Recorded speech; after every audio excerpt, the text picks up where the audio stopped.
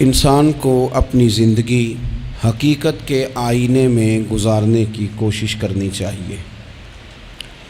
بہت ساری خوش فہمیوں سے، بہت ساری غلط فہمیوں سے اور بہت سارے دعووں سے اپنے آپ کو بچا کے رکھنا چاہیے۔ اللہ تعالیٰ کی رحمت پر امید رکھنا، نبی پاک صلی اللہ تعالیٰ علیہ وسلم کی شفاعت کی امید رکھنا، نیک اور صالحین کی نسبت کی امید رکھنا، یہ برا نہیں، یہ بڑا ہی بہترین ہے، یہ بڑا ہی خوبصورت عمل ہے، اس کی بہت ساری برکات ہیں۔ لیکن کسی غلط فہمی کا شکار ہو جانا اور یہ ساری امیدیں وابستہ کر کے یا ان ساری باتوں کو پیش نظر رکھ کے بے عمل ہو جانا، اپنی زندگی کو امور خیر سے پیچھے کر لینا، یہ نہ صرف یہ کہ قابل تحسین نہیں بلکہ یہ قابل توجہ ہے، اس کی اصلاح کی ضرورت ہے۔ قرآن مجید سورہ بقرہ سے جو آیہ کریمہ میں نے تلاوت کی ہے، اس میں اللہ تبارک و تعالیٰ نے اسی بات کا ذکر اہل یہود کے لیے فرمایا ہے۔ یہودی جگہ جگہ قرآن مجید بتاتا ہے کہ کہیں کہتے تھے کہ ہم اللہ کے بیٹے ہیں، معاذ اللہ، اللہ کے بڑے پیارے ہیں، ہمیں تو تھوڑے دنوں کے لیے عذاب ہوگا، بڑی جلدی ہمیں معاف کر دیا جائے گا۔ وہ بڑی لمبی چوڑی خوش فہمیوں کا اظہار کرتے اور بڑے بڑے دعوے کرتے۔ پھر چلتے چلتے انہوں نے ایک اور دعویٰ کر دیا، کہنے لگے کہ آخرت کا گھر تو صرف ہمارے لیے ہے، جنت میں صرف یہودی جائیں گے اور کوئی نہیں جائے گا۔ اللہ تبارک و تعالیٰ نے ان کے اس دعوے کا ذکر فرمایا ہے۔ یہ دیکھیں دعویٰ کتنا بڑا ہے کہ آخرت کا گھر تو صرف ہمارے لیے، فقط ہمارے لیے۔ مسلمان یہ دعویٰ نہیں کرتے۔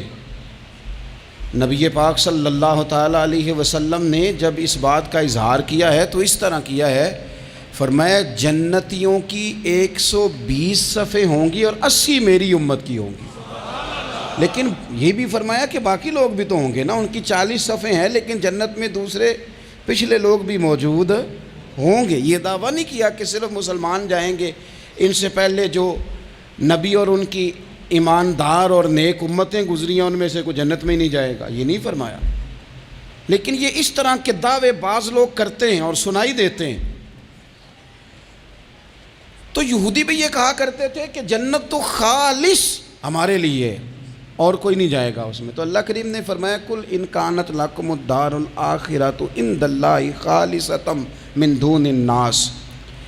اے محبوب علیہ السلام، آپ ان سے فرما دیں اہل یہود سے کہ اگر آخرت کا گھر اللہ کے نزدیک باقی سب لوگوں کو چھوڑ کے خالص تمہارے لیے ہی ہے، سب کو چھوڑ کے صرف تمہارے لیے ہے آخرت کا گھر، تو فتمنوا الموت، تو پھر جنت میں تو مر کے جانا ہے نا، لہذا موت کی تمنا تو کرو۔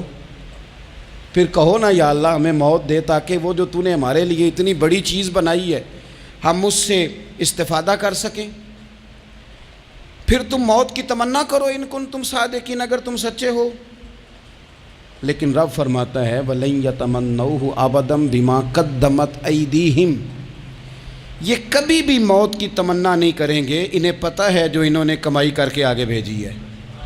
یہ موت کی دعوے کریں گے کہ جنت میں صرف ہم ہی جائیں گے، لیکن کبھی بھی موت کی تمنا، یہ کبھی موت کی تمنا نہیں کریں گے، اس لیے کہ انہیں پتہ ہے کہ ہم نے آخرت کے لیے کیا۔ یہ جو بہت سارے لوگ کہتے ہیں نا میری نسبت اور میری بات اور بلے بلے سارا کچھ میں ہی ہوں، تو ان سے کہو پھر سارا پیسہ کوٹھی پہ ہی لگائے جاتے ہو، پھر تو جنت تمہارا انتظار کر رہی ہے، پھر یہاں اتنے خرچے کرنے کی تمہیں کیا مشکل پڑی ہوئی۔ قرآن مجید کہتا ہے یہ کبھی بھی موت کی تمنا نہیں کریں گے، ان کو پتہ ہے جو اعمال انہوں نے کر کے بھیجے ہیں۔ واللہ علیم بالظالمین، اللہ ظالموں کو جانتا ہے، اللہ کو خبر ہے۔ میرے نبی پاک صلی اللہ تعالیٰ علیہ وسلم نے فرمایا اگر یہودی موت کی تمنا کرتے، جب ان سے کہا گیا تھا نا کہ اگر آخرت کا گھر خالص تمہارے لیے ہے تو موت کی تمنا کرو، اگر اس مقام پر وہ موت کی تمنا کرتے تو اسی وقت سارے مر جاتے، ختم ہو جاتا معاملہ۔ اگر تمنا کر لیتے تو تمنا ہی نہیں کریں گے، خوش فہمیوں میں مبتلا ہونا، بڑی بڑی باتیں کرنا، بڑے بڑے دعوے کرنا، بڑے بڑے تذکرے کرنا، بڑی بڑی اعلانیہ گفتگو کرنا اور اپنے ہی خیال میں بڑا کچھ بن جانا، یہ سنجیدہ لوگوں کا طریقہ نہیں۔ میں نے کچھ آستانے اپنی آنکھوں سے دیکھے، وہ کہتے ہیں جناب ہمارے حضرت کی نسبت اور حضرت ساتھ بیٹھے مسکرا رہے ہیں۔ اتنی دیدہ دلیری تو نہیں نہ ہونی چاہیے، آپ اپنے سامنے سارا کچھ اپنے آپ کو کہلوا رہے ہیں۔ شیخ ہلکا ہلکا مسکرا رہے ہیں، ان سے پوچھیں تو کہتے ہیں جی میں تو نہیں انہیں کہتا، تو آپ کہتے نہیں تو منع کیوں نہیں کرتے؟ آپ خوش فہمیوں میں، نعت خواں کھڑا ہوا ہے تو اس نے نسبت کی بات شروع کیا تو اللہ جانے وہ کدھر کا کدھر پہنچ گیا ہے۔ میں کہتا ہوں کون انکار کر رہا ہے نسبت کے فیض کا؟ کون منکر ہے؟ یہی تو باعث نجات ہے ہمارے لیے امیدیں۔ لیکن یہ کہ خوش فہمی میں مبتلا ہو جانا اور اس طرح کے بڑے بڑے دعوے کرنا، اور پھر بہت ساری خوابیں آتی ہیں لوگوں کو اور خوابوں کی بنیادوں پر بڑا کچھ بنتا ہے۔ تو میں کہتا ہوں جناب خواب میں تو میں کہہ دوں آپ سے خواب میں کہ میں رات کا صدر بن گیا ہوں تو آپ کو کوئی اعتراض ہے؟ میں خواب میں بنا ہوں، آپ کو اس میں کیا اختلاف؟ حقیقت کی زندگی میں آئیں۔ حقیقت کی زندگی میں جتنے لوگ نیک ہیں، پرہیزگار ہیں، دعویٰ ہے غلامی کا، دعویٰ ہے نسبت کا، فلانی شے کا، تو پھر بھئی آپ نے اتنا مال کاہے کو جمع کر لیا ہے؟ پھر یہ کاریں، یہ بنگلے، یہ کوٹھیاں، یہ جائیدادیں، یہ جلسوں کی فیسیں، یہ نعتوں کی فیسیں، یہ کس لیے؟ پھر تو آخرت آپ کے لیے سجی ہوئی ہے، سنوری ہوئی ہے، پھر تو آپ اس طرف توجہ کریں۔ حقیقت پسندی کا مزاج جب تک قوموں میں نہیں آتا، قومیں اتنی دیر تک اپنی روحانی، اخلاقی اور کردار کی بلندی نہیں حاصل کر پاتی۔ تو موت کی تمنا، یہاں ایک بات اور سن لیں، شریعت اسلامیہ کے اندر مصیبتوں سے گھبرا کر موت کی تمنا کرنا منع ہے۔ کوئی شخص کسی مشکل میں ہے، بیماری میں ہے، تکلیف میں ہے، دکھ میں ہے، تو موت کی تمنا کرے کہ اس بیماری سے تو مر جاؤں تو اچھا ہے، تو یہ منع ہے اس کے لیے۔ ہمارے ہاں کچھ لوگ لا علمی کی بنیاد پر چھوٹا سا جھگڑا گھر میں ہوا تو کہتے ہیں میں تو اللہ سے دعا کرتا ہوں میں اب مر ہی جاؤں۔ بھائی آپ اتنی سی بات نہیں سہ سکے اور آپ نے اتنی سی بات پر اتنی بڑی بات کر دی کہ میں اب چلا ہی جاؤں، اور یہ جھگڑوں کے اندر عام لوگ کہہ دیتے ہیں، یہ منع ہے۔ نبی پاک صلی اللہ تعالیٰ علیہ وسلم نے اس سے منع فرمایا، بلکہ مسلم شریف میں فرمایا کہ اگر تم نے کبھی دعا کرنی بھی ہو کسی وقت تو ان لفظوں سے کر سکتے ہو کہ یا اللہ جب تک میرا زندہ رہنا میرے حق میں بہتر ہے، مجھے دنیا میں رکھ، اور جب میرا یہاں سے چلے جانا تیری حکمت کا تقاضا ہے اور میرے حق میں بہتر ہے تو پھر مجھے ایمان کے ساتھ لے جا، پھر تو مجھے لے جا۔ تمنا موت کی کرنا اور مصیبتوں سے گھبرا کر کرنا، اور بھائی مشکلات میں جینا تو حسن ہے۔ اصل میں نا جس کی جان تھی نا اس کے نام نہیں نہ لگائی ہم نے کبھی بچوں کے نام لگا دی، کبھی کاروبار کے نام لگا دی، کبھی دوستوں کے نام لگا دی، پھر وہ بے وفا ہوا تو مرنے کو جی چاہا، وہ بے وفا ہوا تو مرنے کو جی چاہا، اس نے تنگ کیا تو مرنے کو جی چاہا۔ النبی اولیٰ بالمؤمنین من انفسہم، اللہ فرماتے ہیں تم نہیں جان کے مالک، میرا نبی تمہاری جانوں کا مالک ہے۔ جان پاوے نہ جان میرے محبوبہ، میں تے لگیاں توڑ نہ بھیساں، رات تیرے وچ رول کے مرساں، تے قدم نہ پچھاں ہٹیساں، شہر تیرے دے ٹکڑے منگساں، تے تیرے کتیاں دے قدم چمیساں، آزم اے جان امانت تیری، تو جدوں منگساں میں پیش کرے ساں۔ یہ تو کسی اور کی ہے، ہماری ہے نہیں۔ تو بہت سارے لوگ گھبرا کر ہو بڑی تکلیف آ گئی، بھئی آپ جلدی نہ کریں، بالکل جلدی نہ کریں، آپ حوصلہ پیدا کریں، اور جیا تو جاتا ہی مشکل میں ہے۔ اقبال نے کہا تھا کار جہاں دراز ہے اب میرا انتظار کر، یہ زندگی لمبی ہے، یہ مشکلات سے ہو کر کے گزرتی ہے، اس میں مد و جزر رہتا ہے۔ تو شریعت اسلامیہ میں منع ہے موت کی تمنا کرنا، موت کی خواہش کرنا، بلکہ نبی پاک صلی اللہ تعالیٰ علیہ وسلم نے تو یہاں تک ارشاد فرمایا کہ تم موت کی تمنا نہ کرو، اس لیے کہ اگر تم برے ہو اور زندہ ہو تو ہو سکتا ہے زندگی میں اللہ تمہیں توبہ کی توفیق دے دے، اور اگر تم اچھے ہو تو پھر بھی موت کی تمنا نہ کرو، اس لیے کہ اچھے ہو تو تمہاری اچھائی میں روز برکت ہی ہو رہی ہے، لوگوں کو فائدہ ہی ہو رہا ہے، خیر ہی بٹ رہی ہے۔ تمنا موت کی کرنا، اور ویسے بھی نہ ہم اپنی مرضی سے یہاں آئے ہیں اور نہ مرضی سے جانے کی کوشش کرنی چاہیے معاذ اللہ۔ نہ اپنی مرضی آئے ہیں نہ اپنی مرضی سے کوئی مرنے کی کوشش کرے گا تو خودکشی حرام ہے، اور رب رسول کی مرضی سے مرے گا تو وہ شہادت ہے۔ وہ اس طرح کی شہادت ہے کہ جس میں کہا مردہ کہنا ہی نہیں، یہ تو زندہ ہے، اس لیے کہ میرے نام پہ مر گیا ہے۔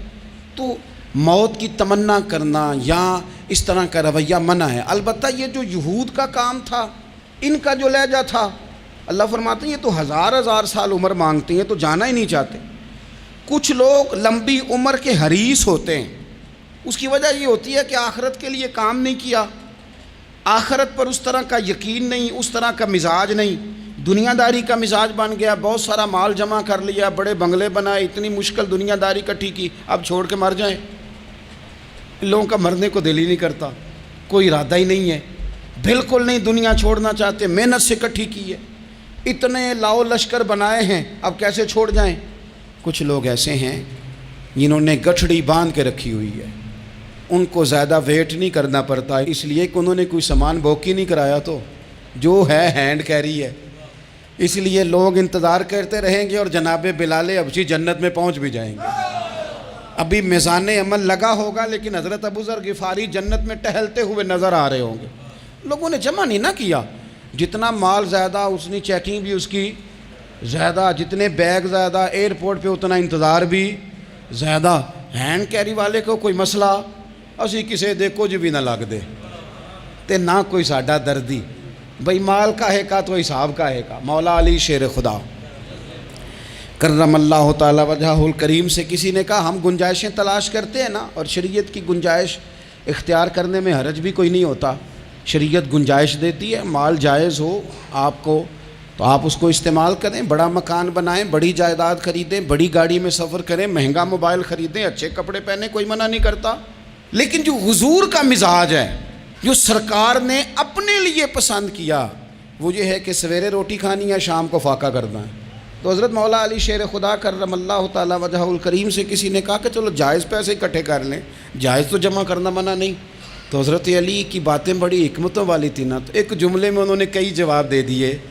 کہنے لگے میاں مال حرام ہو تو عذاب ہوتا ہے، حلال ہو تو حساب ہوتا ہے، لہٰذا ہم دونوں کام ہی نہیں کرتے، نہ ادھر جاتے ہیں نہ ادھر جاتے ہیں۔ جمع کرنے کی حاجت کیا ہے؟ دنیا اتنی سجا لینا، اتنی سوار لینا، بڑا ٹھنڈا اے سی چلتا ہے ہمارے کمروں میں، کھلی آنکھوں سے لوگ بستر سے اٹھ نہیں پاتے، آنکھیں کھل گئی ہیں، الارم بج گیا ہے، لیکن وہ بہت مزے کی پسند کی روٹی رات کھائی تھی، اپنی مرضی کا کھانا کھایا تھا، پیٹ بھر کے کھایا تھا، مرضی کے مشروبات پیے تھے، ٹھنڈے کمرے میں آرام ہے، کھل گئی ہے آنکھ، موٹے الارم نے آواز دیا اٹھو، لیکن یہ غفلت ہے نا، دنیا جمع کر لی ہے نا ساری۔ میں آپ کو صحیح بتاتا ہوں، اگر یہ ساری آسانیاں نہ ہوں، دقتیں ہوں، تو کچھ رات کو ہمیں تھوڑا پسینہ بھی آئے تو بار بار آنکھ کھلے، یہ مچھر کبھی نہ سونے دے تو بار بار آنکھ کھلے، یہ تن آرام پسند نہ ہوں تو کچھ اٹھیں، کچھ رات کو گرمیوں کی چھوٹی راتوں میں بھی تہجد پڑھی جا سکے۔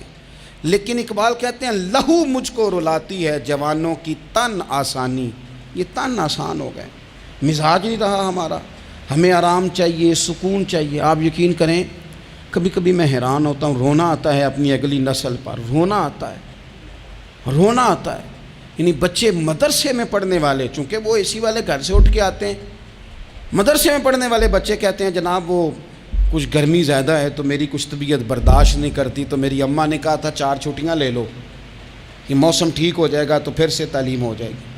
تو غور سے چہرے دیکھتے ہیں تو ہم کہتے ہیں یار اگر کل کو ہمیں جہاد پہ جانا پڑا تو ہم لوگ جائیں گے، ہم میدانوں میں نکلیں گے، ہم وہ لوگ ہیں جو سختیاں برداشت کریں گے، یہ والے لوگ ہیں جو میدان میں جائیں گے جو 1 منٹ کے لیے اتنی دنیا جمع کر لی، مرنے کو جی نہیں چاہ رہا۔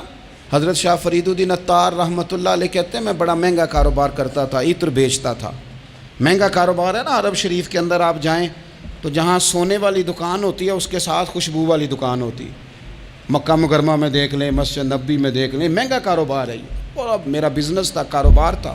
تو آپ فرماتے ہیں کہ ایک دن ایک بزرگ آ گئے، انہوں نے ایک شیشی دیکھی، خوشبو سونگی، دوسری، تیسری، چوتھی، اچھے سیل مین آگے بڑھ کے خود کہتے ہیں آپ کو کیا چاہیے. میں نے بھی کہا بابا جی کیا چاہیے مجھے بتائیں, کیا دیکھ رہے ہیں؟ تو بابا جی بڑے دھیمے ٹھنڈے اور حوصلے والے لہجے میں کہنے لگے, پتر دیکھ رہا ہوں تیری جان بڑی مشکل سے نکلے گی. تو میں نے کہا وہ کیوں؟ کہنے لگے اتنی مہنگا تو نے مال جمع کیا ہے, کبھی مرنے لگے گا تو یہ یاد آئے گا, کبھی وہ یاد آئے گا, کبھی سادہ کر لیں اس کو سادہ کر لیں, کبھی اس سوسائٹی والا پلاٹ یاد آئے گا, کبھی ادھر والا یاد آئے گا, کبھی لاہور والا یاد آئے گا. کہاں مرنے کو جی چاہتا ہے. اور پھر ایک اور دھوکہ ہے, میں بچوں کے لیے کر رہا ہوں. بچوں کے نام تو ایک دھیلا بھی نہیں, وہ تو سارا آپ کے اپنے نام ہے. ایسے ہی بہانہ بنایا ہوئے بچوں, کس بچے کے نام؟ بچے نے تو 50 دفعہ کہا ہے کہ وہ ایک دکان بیچ دو, میں نے کام کرنا ہے. تو ابا کہتا مراں گا تو تاں بکے گی. کہاں بچوں کے لیے؟ کون کہتا ہے بچوں کے لیے؟ یہ تو خواہشات ہیں جن پر ہمارا اپنا قبضہ ہے, ہر کنجی تو ہماری جیب میں. کون کہہ رہا ہے؟ وہ تو کبھی جا کے ملے گا ان کو جب موقع آئے گا. تو کہا یہ اتنا مال جمع کیا ہے, تم پتر تیری جان تو مشکل سے نکلے گی. تو کہتے ہیں میں دنیا دار تھا, دنیا دار کو نصیحت کریں تو وہ غصہ کرتا ہے, طنز کرتا ہے. کہتے ہیں مجھے غصہ آیا تو میں نے جھٹ سے کہا, لوگ کہتے نہیں تم اپنی قبریں جانا ہے تو میں اپنی, کہتے میں نے جھٹ سے کہا, میں نے کہا بابا میری جان تو مشکل سے نکلے گی تو تیری کیسے نکلے گی؟ تو کہتے ہیں بابا جی کہنے لگے پتر ادھر آنا ذرا. تو میں کاؤنٹر کے اوپر سے ہو کے بابا جی کے پاس آیا. وہ میری دکان کے فرش پہ لیٹے, کعبے کو منہ کیا, کلمہ پڑھا اور ان کی روح پرواز کر گئی. عرش فرشتے بانگاں ملیاں, مکے پہ گیا شور, بلے شاہ اسی نہیں ہوں مرنا, اے تے مر گیا ہی کوئی ہور, نالے وارث شاہ وہ کدوں مر دے جنہ کیتیاں نیک کمائیاں نے. کہا یہ دیکھ لو مر گئے, بس اتنی کام تھا, تیاری ہے.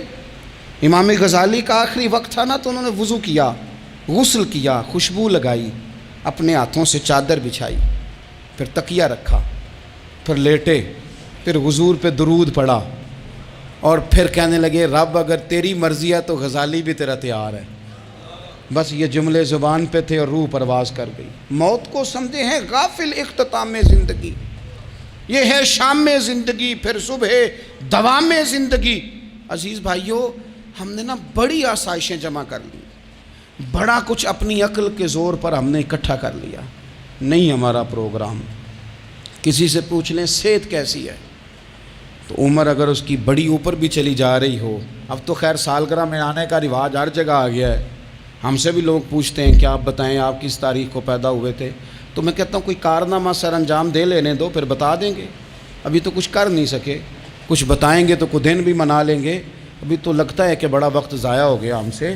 تو عزیز بھائی کوئی نہیں کہتا کہ اب ٹائم آ گیا ہے, شوگر ہو گئی ہے, بلڈ پریشر ہو گیا ہے, طبیعت خراب رہتی ہے, فلانا مسئلہ ہو گیا ہے.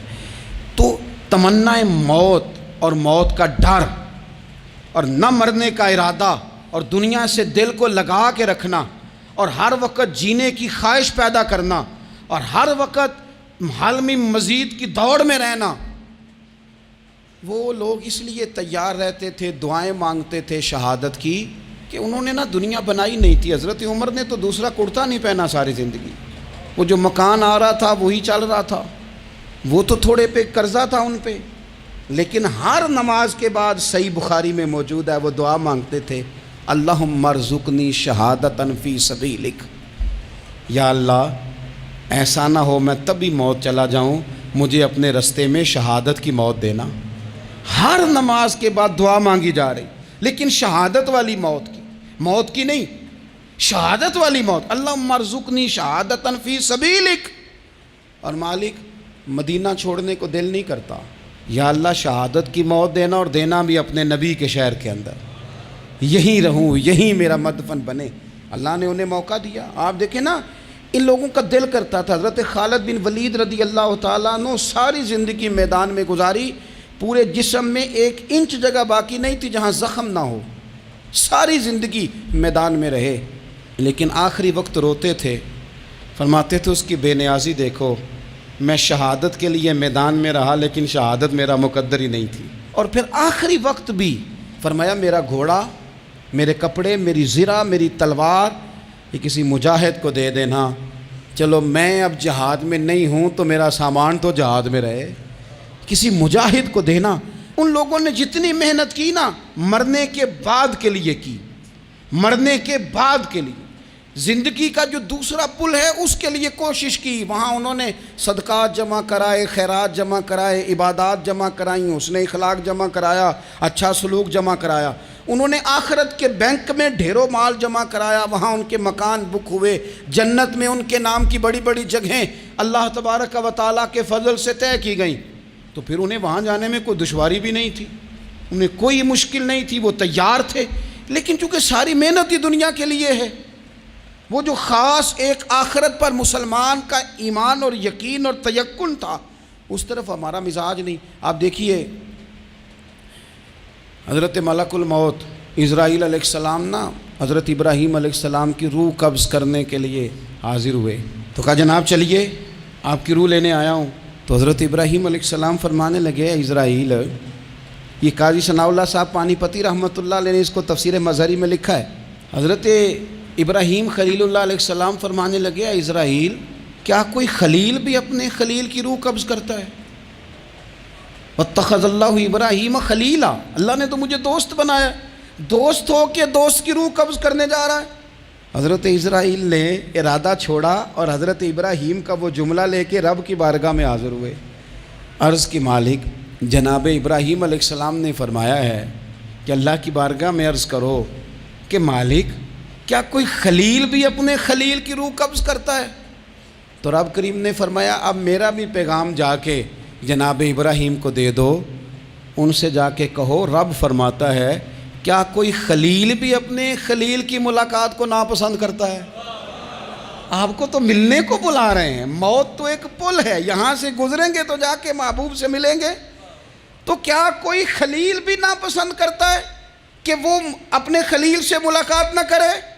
حضرت سیدنا اسرائیل علیہ السلام پیغام لے کے آئے اور کہا ہے اللہ کے خلیل رب فرماتا ہے کیا خلیل بھی خلیل کی ملاقات کو تو حضرت ابراہیم تو کھول کے روئے، کہنے لگے اب دیر نہ کر، اب ذرا جلدی کر، اب ذرا جلدی لے جا۔ اور میرے نبی پاک صلی اللہ علیہ وسلم نے فرمایا، سیاستہ میں حدیث ہے، فرمایا تم میں سے جو رب سے ملنے کو پسند کرتا ہے نا، جو اللہ سے ملنے کا شوق رکھتا ہے نا، اللہ بھی اس کی ملاقات کو پسند فرماتا ہے۔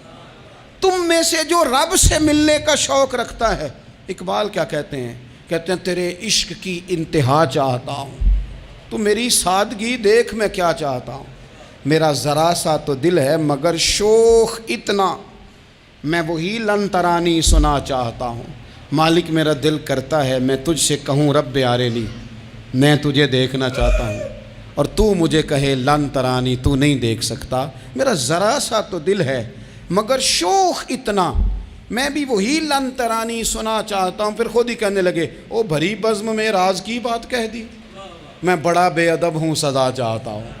یہ تو سب کو بتانے والی بات ہی نہیں تھی جو میں نے بتا دی، بھری بزم میں راز کی بات کہہ، بڑا بے ادب ہوں سزا چاہتا ہوں۔ نبی کریم علیہ السلام نے فرمایا تم میں سے جو رب کی ملاقات کا شوق رکھتا ہے نا، اللہ بھی اس کی ملاقات کو پسند فرماتا ہے۔ اور فرمایا تم میں سے جس کا رب سے ملنے کا شوق نہیں نا، اللہ بھی اس کی ملاقات کو پسند نہیں فرماتا۔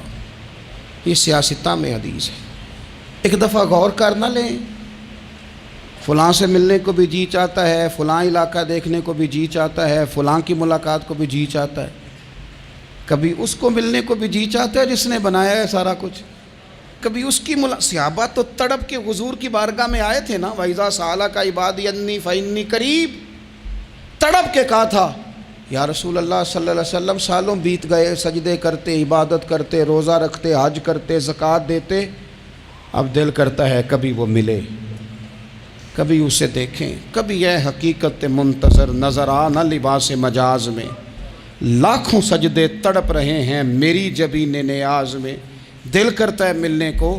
تو جب صحابہ نے آ کے حضور کی بارگاہ میں یہ عرض کی نا یا رسول اللہ رب سے ملنے کو جی چاہتا ہے، تو اللہ نے فرمایا وَإِذَا سَأَلَكَ عِبَادِي عَنِّي فَإِنِّي قَرِيبٌ، اے محبوب جب میرے بندے آپ کے پاس آ کے میرے بارے میں سوال کریں تو ان سے فرما دو میں تو ان کے قریب ہی ہوں، جب بھی دعا مانگیں گے میں ان کی دعاؤں کو قبول فرماؤں گا، میں قریب ہوں ان کے۔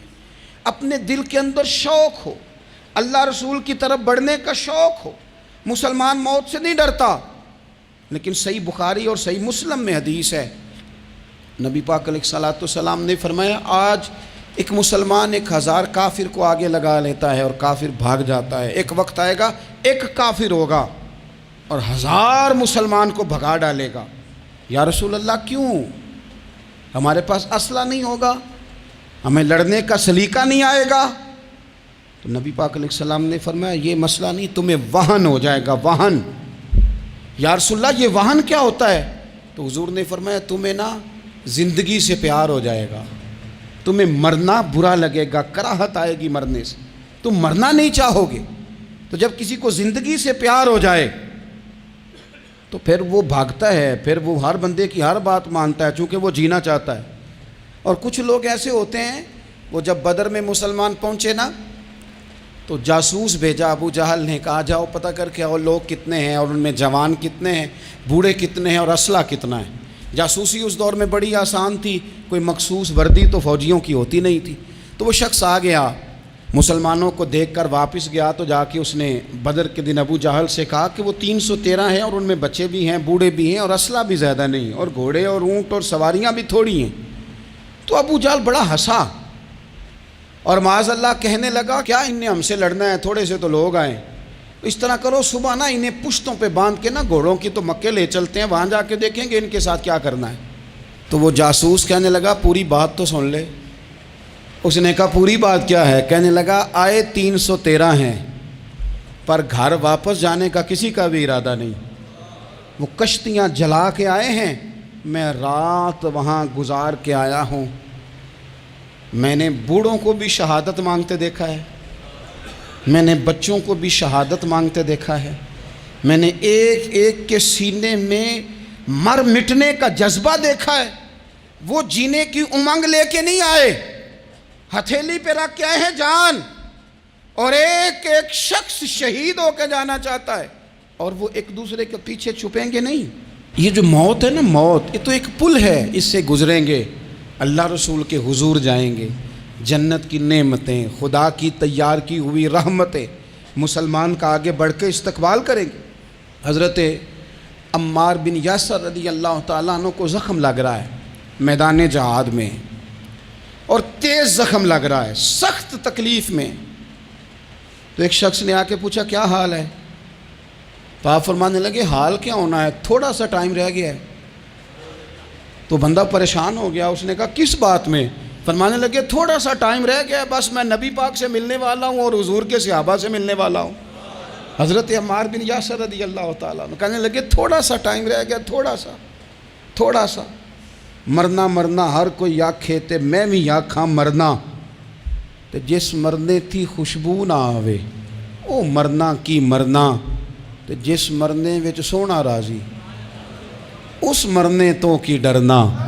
ایک گل رکھنا یاد کہ میرا جس دن ہووے مرنا، سب کچھ کرنا، سب کچھ کر کے میرا منہ روزے ول کرنا، شاید میرا آقا آوے میں دیدار حضور دا کرنا۔ فرمایا کہ وہ تو بالکل قریب آ گیا ٹائم۔ حضرت سیدنا بلال حبشی رضی اللہ تعالیٰ عنہ آخری وقت ہے، لوگ بڑا اس کا منظر جب بیان کرتے ہیں تو خوفناک بیان کرتے ہیں، اس طرح کا لہجہ اختیار کرتے ہیں کہ بات سن کے بندہ کانپ جائے۔ سیدنا بلال حبشی رضی اللہ تعالیٰ عنہ بالکل آخری وقت ہے، جانے کا ٹائم۔ تو حضرت بلال کی اہلیہ قریب بیٹھی ہیں تو کہنے لگی بڑے غم کا موقع آ گیا، غموں کی رات شروع ہو گئی، حالات میرے لیے مشکل آ گئے۔ آپ نے فرمایا کیا ہوا؟ کہنے لگی آپ جا رہے ہیں؟ تو حضرت بلال کہنے لگے یہ غم کا موقع نہیں، یہ تو خوشی کا موقع ہے، میں جاؤں گا تو حضور سے ملوں گا نا، جاؤں گا تو نبی پاک سے ملاقات ہوگی، یہ تو میرا ملاقات کا وقت آیا۔ تو اپنی زندگی کے اندر انسان کچھ اپنی آخرت کے لیے کرے، کچھ زاد راہ جمع کرے، کچھ وہ تیاری کرے، کچھ اس کے پاس ایسے اعمال ہوں جس کی بنیاد پر اس کا رب رسول کی بارگاہ میں حاضری کو جی چاہے۔